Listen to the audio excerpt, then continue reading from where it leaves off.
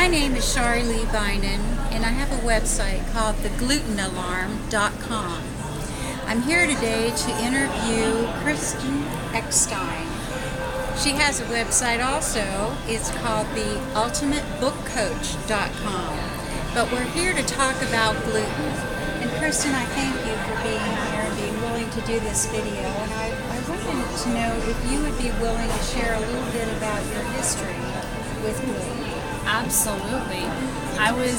My mother was diagnosed allergic to wheat, and because it can be genetic, and she started looking into all of my weird issues I had since I was 6 months old. I've been extremely ill and diagnosed with weird stuff like Eckstine syndrome and vasovagal syncope and tons of allergies and asthma and eczema and the gamut. 100 and some of the symptoms of celiac disease I had at one point or another. And so she said, why don't you try it? Try going gluten-free. She was a gluten-free baker, so it was easy. So I didn't miss out on cakes or cookies or anything like that. And she helped me transition into gluten-free, and I noticed a huge difference right away. That's the same thing that happened to me. I started getting benefits like crazy. Yeah. My joints didn't hurt. My skin cleared up. I could think straight. Stopped bloating so Yes, much. And my immune system finally started to build. And it turns out that I didn't get officially tested. However, my doctors have said that the reaction that I had is the best test there actually is. Yes. And I am definitely celiac. Wow. So you've been through it. Yeah. And you've learned a whole new way to eat. Oh yeah. Since then, I've learned an even bigger new way to eat. Yeah. Than just Do you have gluten-free. any tips for anyone who's just learning or just finding out?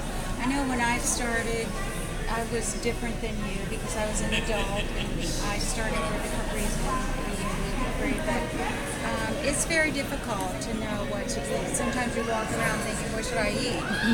One is, a lot of people don't even think that gluten is in things like soy sauce, which you would think is made from soybeans. It is. It's becoming better because a lot of products will say gluten-free on them, packaged products. I personally have transitioned to a mostly raw diet. It's mostly fruits and veggies. I'm not vegetarian. I still eat meat. I still eat cooked food.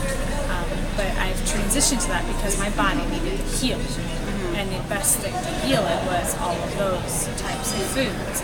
My biggest tip is look at the labels and learn what the different things that gluten can hide in are, and don't lick any envelopes, because something that no one will tell you is the glue is made from gluten. I licked an envelope and 2 little licks, and I blew up like a balloon and had an extreme reaction. I was sick for 4 days, and I did not eat, and I lost about 5 pounds in that 4 days, which losing weight's not a big deal, but being sick was horrible. Yes. So don't lick envelopes. They're really bad. Get one of those little glue stick things. Yeah. I just finished a blog post on the Gluten Alarm about that very thing, about reading labels, because, So important. Yeah, it is, because just because it says it's gluten-free doesn't mean it's chemical-free. Try to shop as much at the farmers market as possible. Local farmers, we can talk to them, and organic is always best. Look up the Dirty Dozen and try to eat those Dirty Dozen foods organically if possible. I know strawberries are very hard to find organic. Yes. You can. They're amazing. Yeah. I have noticed a clear difference in taste. I refuse to eat a banana unless it's organic. I will not touch regular bananas, and I actually have a reaction to that now because my body's becoming more and more sensitive to any chemicals. Right. And it's not necessarily hard to eat this way.